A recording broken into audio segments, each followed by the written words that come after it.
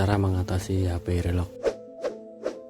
Siapa di sini yang suka jengkel jika sedang bermain game atau sedang membuka aplikasi lainnya dan pas masuk game atau aplikasi lainnya mulai dari awal? Ini dia cara mengatasi relock ketika buka aplikasi di Android. Langsung saja, pertama kita masuk ke pengaturan, pilih menu tentang ponsel, tap 7 kali pada versi MIUI jika Android Anda Xiaomi. Untuk Android tipe lainnya silakan cek di Google. Cara aktifkan developer sesuai tipe HP Android teman-teman ya. Jika sudah, kita masuk ke setelan tambahan, pilih menu opsi pengembang, kemudian scroll ke atas hingga menemukan batas proses latar belakang. Klik saja dan pilih maksimal 4 proses jika sudah. Kemudian kita kembali, kemudian kita coba. Nah sekarang maka jika kita pindah aplikasi atau game di latar belakang, aman ya, tidak akan relock lagi. Semoga informasi ini bermanfaat dan jangan lupa subscribe karena gratis. Tinggalkan komentar agar kami semangat membuat tutorial bermanfaat lagi. Salam sukses.